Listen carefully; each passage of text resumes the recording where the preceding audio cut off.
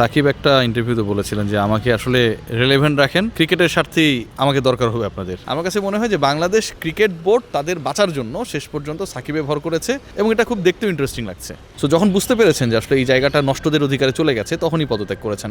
রেসাদ ভাই, মানে কালকে প্রেস কনফারেন্স হয়তো আপনি দেখেছেন, সাকিব আসলো কোত্থেকে আসলে? মানে বাংলাদেশ ক্রিকেটে তো সাকিব মানে সিনে ছিল না, সাকিবকে কেন আনা হলো টেনে? সাকিব একটা ইন্টারভিউতে বলেছিলেন যে আমাকে আসলে রিলেভেন্ট রাখেন, ক্রিকেটের স্বার্থেই আমাকে দরকার হবে আপনাদের। তো আমার কাছে যেটা মনে হয় যে বাংলাদেশ ক্রিকেট বোর্ড এখন বিভিন্ন ধরনের প্রেশারে রয়েছে। দেখেন, 2-3 জন ডিরেক্টরের বিরুদ্ধে ভয়াবহ অভিযোগ এসেছে, কেউ পদত্যাগ করেছেন, কাকে দায়িত্ব থেকে সরানো হয়েছে, ফিক্সিংয়ের অভিযোগ এসেছে, ওয়ার্ল্ড কাপে বাংলাদেশ খেলতে যাচ্ছে না, আইসিসির রাজস্ব হারাবে। এই যে নিউমেরাস প্রবলেমস, এগুলো এমন একটা পর্যায়ে পৌঁছে গেছে যে এখন বাংলাদেশ ক্রিকেট বোর্ড চুজ করেছে যে কোন পপুলিস্ট কাজটা করলে ক্রিকেট বোর্ডের ব্যাপারে মানুষের বিতৃষ্ণার পরিবর্তে কনসেন্ট্রেশনটাকে ডাইভার্ট করা যাবে। এবং Shakib Al Hasan is a character. এর আগে কনসেন্ট্রেশন ডাইভার্ট করার জন্য তামিম ইকবালকে গালিগালাজ করা হলো, আর এবার সাকিবকে এন্ট্রি করানো হলো। যেই সাকিবের ব্যাপারে সরকারের কাছে আর্জি জানাচ্ছে বাংলাদেশ ক্রিকেট বোর্ড, সেই সরকার তো আরও 14 মাস 16 মাস আগেও ছিল। তখন কিন্তু আপনি বলেছেন সরকারের সিদ্ধান্ত, আমাদের কিছু করার নেই। আর এখন বলছেন যে সাকিবকে আমাদের দরকার, সরকারকে আমরা বলেছি আপনারা আপনার কাজ করেন, বাট সাকিবকে আমরা খেলাতে চাই, চুক্তিতেও রাখতে চাই। সো এটা ডাবল স্ট্যান্ডার্ড হয়ে গেল না? আমার কাছে মনে হয় যে বাংলাদেশ ক্রিকেট বোর্ড তাদের বাঁচার জন্য শেষ পর্যন্ত সাকিবে ভর করেছে এবং এটা খুব দেখতেও ইন্টারেস্টিং লাগছে। মানে এটা কি আসলে কোনো সম্ভব? সাকিব এখন এসে আবার বাংলাদেশের হয়ে খেলবে, মানে এটা কি আসলে কোনো সম্ভব কিনা? না, সম্ভব তো সব কিছুই, আবার অসম্ভবও সব কিছু, তাই না? বাট সবচেয়ে বড় ব্যাপার যে বাংলাদেশের নেক্সট খেলাটা আসলে কতটুকু হবে, কোথায় হবে, এবং সেই সিচুয়েশনটা আসলে কেমন হবে, সেটা কিন্তু গুরুত্বপূর্ণ। আজকে যেটা শুনলাম যে আইসিসি থ্রেট দিয়েছে পাকিস্তানকে যে পিএসএলে কোনো ক্রিকেটারকে এনওসি দেওয়া হবে না, বাইলেটারাল সিরিজগুলো বন্ধ করে দেবে এবং তাদের দেশে যেন খেলা না হয় সেরকম হুমকি টুমকি দিয়েছে। বাংলাদেশের ব্যাপারে তারাও যদি খুব বাজে কোনো অ্যাকশনে যায়, বাংলাদেশে বাইলেটারাল সিরিজ যদি অফ করে দেয়, বাংলাদেশে এসে যদি দেশগুলো খেলতে না চায়, বাংলাদেশকে ইনভাইট করতে যদি না চায়, তাহলে তো বাংলাদেশের ক্রিকেটও একটা থ্রেটে পড়বে, অ্যাভেলেবিলিটি থাকবে না মাঠের ক্রিকেটে, রাইট? সো ওইটা যদি না থাকে তখন আপনি সাকিবকে খেলাবেন কোথায়? আপনি তো বাকি 15 জন ক্রিকেটারকেই খেলাতে পারবেন না কোথাও। সাকিব তো অনেক পরের হিসাব।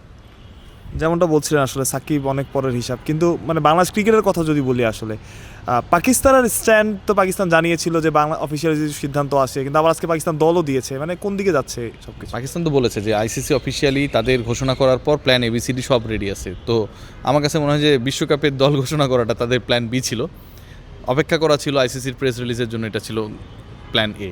এবং সি বা ডিতে কী আছে এটা তো আমরা দেখতে পাচ্ছি না, বলতে পারছি না।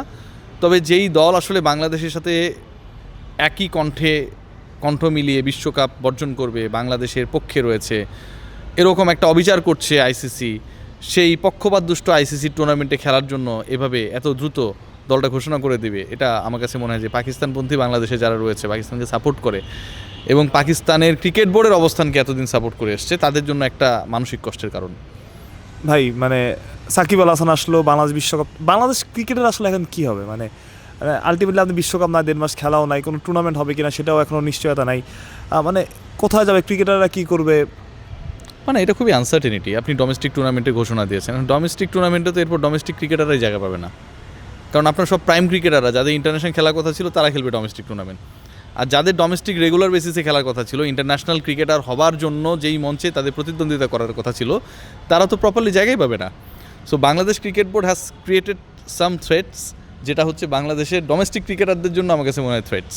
আবার একই সাথে আপনি যখন এরকম বিকল্প একটা টুর্নামেন্ট খুব দ্রুততার সাথে ঘোষণা করবেন, সেটাও কিন্তু আমার কাছে মনে হয় লজ্জাজনক। আপনি তো ইন্টারন্যাশনাল কোর্ট অফ আরবিট্রেশনে ট্রাই করতে পারতেন, আপনি জান নাই। আপনি আইসিসিকে বলছেন যে ন্যায় বিচার করে নাই, আবার আপনি আইসিসির ডিসিশন মেনে নিচ্ছেন। সর্বোচ্চ ক্রীড়া আদালতে আপনি তাহলে যাচ্ছেন না কেন? আপনি যদি মনে করেন যে আপনি ন্যায় বিচার প্রাপ্ত হন নাই, তাহলে তো সর্বোচ্চ ক্রীড়া আদালত খোলা রয়েছে বাংলাদেশের জন্য, বাংলাদেশের তো আর হারাবার কিছু নেই, সেখানটায় কেন বুলবুলের বিসিবি গেল না? এটা কিন্তু একটা প্রশ্ন।